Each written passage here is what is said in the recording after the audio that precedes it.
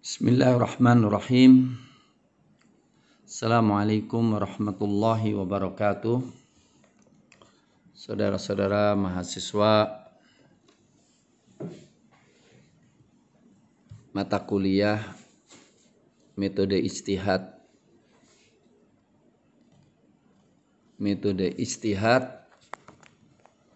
ekonomi syariah.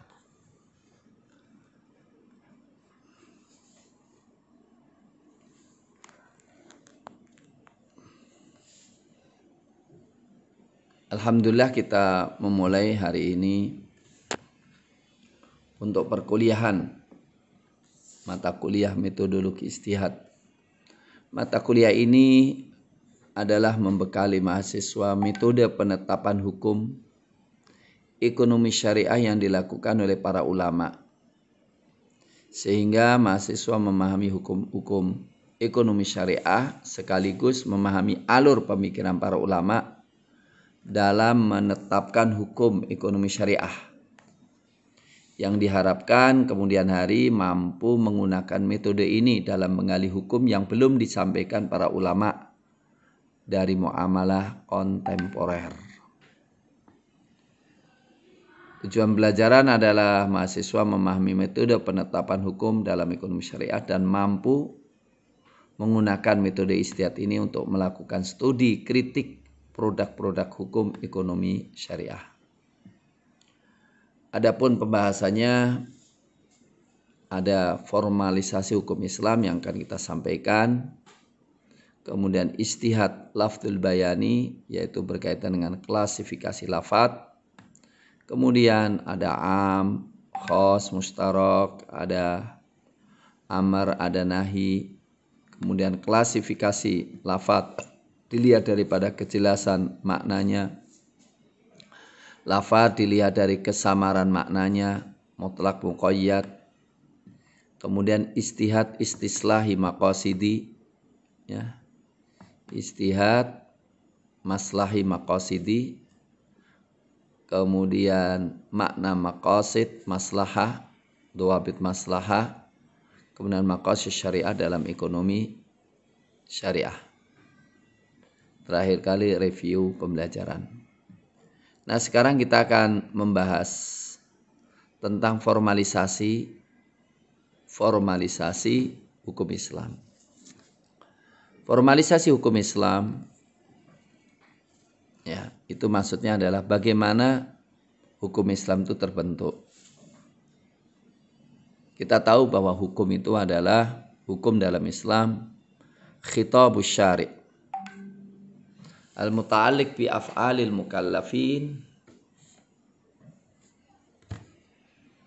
alladhi yaqtadi talaban aw takhyiran aw wada'an,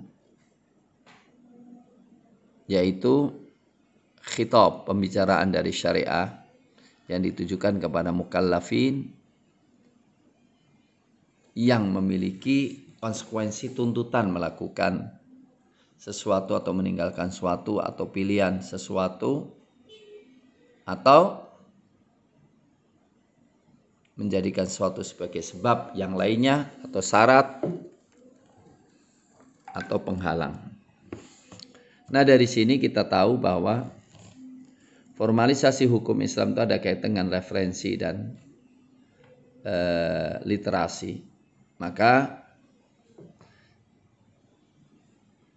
penetapan hukum Islam, pembentukan hukum Islam itu melalui 3 pendekatan ijtihad. 1, pendekatan ijtihad lafdzil bayani, yaitu menetapkan hukum berdasarkan keterangan atau berdasarkan teks yang disampaikan oleh sahibus syari'. Jadi merumuskan hukum berdasarkan analisa teks, entah perintah, entah larangan, entah peringatan. Yang kedua, penetapan hukum melalui ruh daripada teks, yaitu analogi. Penetapan hukum melalui analogi, melalui kias, namanya ijtihad al-qiyasi.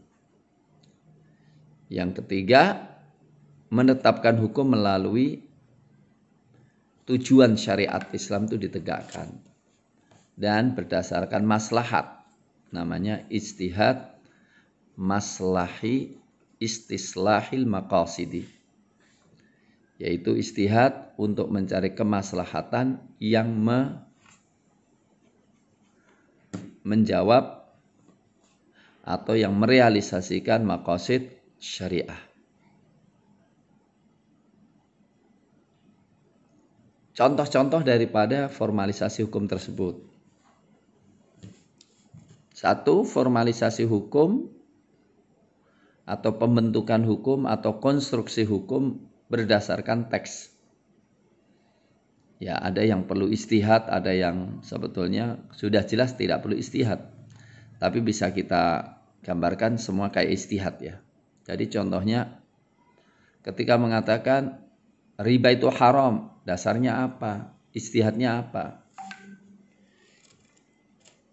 Riba haram itu dasarnya adalah teks Quran maupun teks hadis.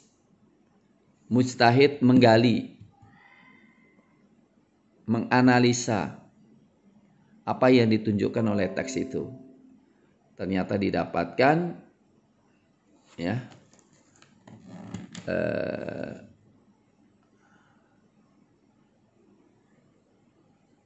ayat-ayat dan hadis-hadis teks menunjukkan pengharamannya. 1. Firman Allah Subhanahu wa taala, wa ahallallahu al-bai'a wa harramar riba.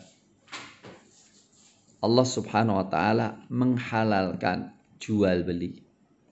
Wa harrama ar-riba, dan mengharamkan. Kita lihat nih, wa harrama riba. Teks secara tegas menerangkan riba itu haram. Dan ya, ayat yang lainnya contohnya, ya ayyuhalladzina amanu taqullaha wa dharu ma baqiya minar riba in kuntum mu'minin. Hai orang-orang beriman, takwalah kepada Allah dan tinggalkan riba jika kalian beriman. Fa illam taf'alu, kalau kalian tidak mau, fa'dzanu biharbim minallahi wa rasulih, maka umumkan dengan perang dari Allah dan Rasulnya.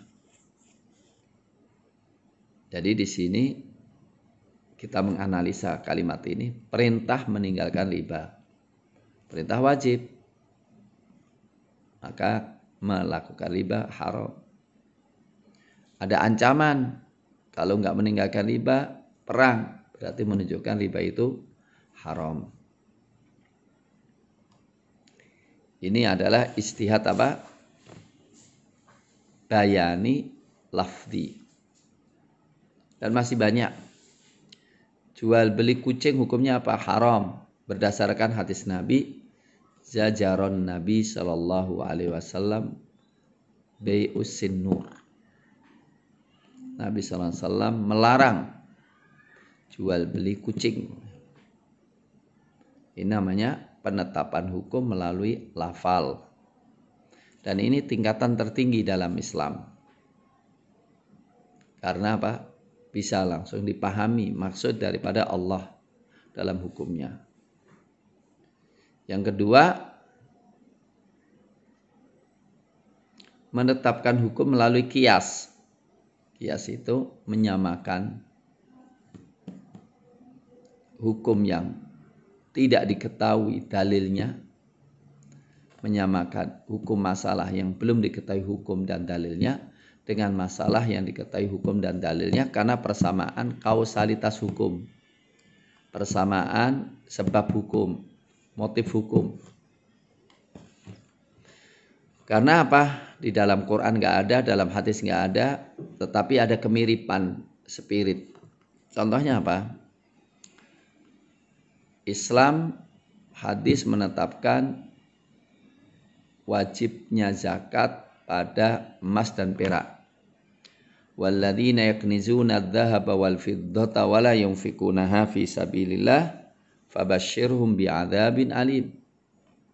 orang-orang yang menumpuk-numpuk emas dan perak dan tidak menzakatinya, azab pedih. Ya, jadi emas dan perak wajib dizakati ada dalilnya.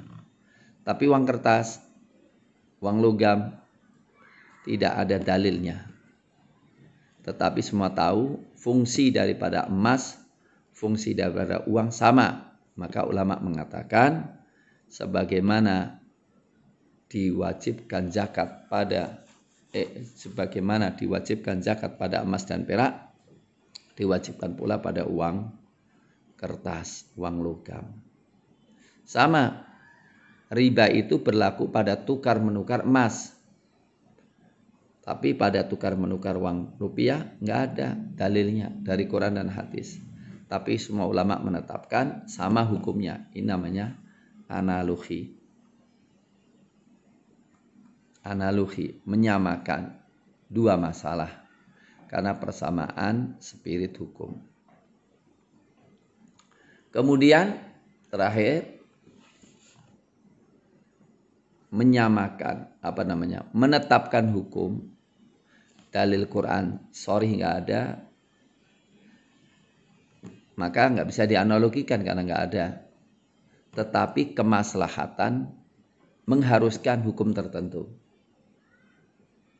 Kemaslahatan mengharuskan hukum tertentu dan maslahah itu sesuai dengan tujuan syariat diturunkan. Namanya apa?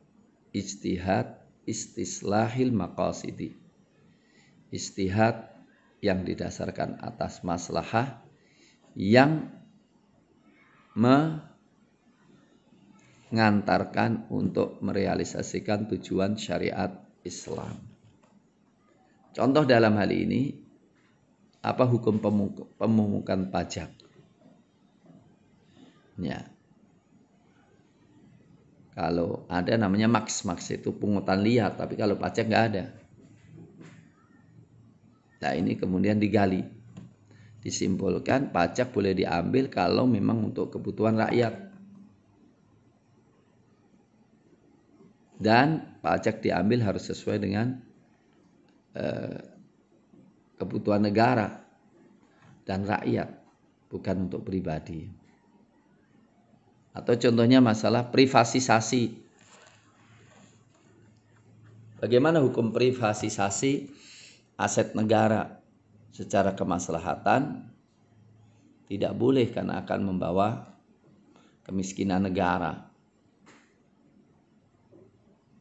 Ya, jadi hal-hal yang membawa kemudahan dibolehkan, hal yang membawa pada kesulitan dan haram maka diharamkan. Nah, banyak sekali nanti berkaitan dengan masalah dasar itu. Ya contohnya pembayaran pakai e-tol, kartu kredit, dan lain-lainnya, maka bisa didasarkan atas maslahat. Bisa juga di sana ada kemaslahatan, di sana ada teksnya, di sana ada kiasinya, maka kemudian menggabungkan 3 ijtihad lafzi yang memperhatikan kemaslahatan dan mengembangkannya melalui qiyas.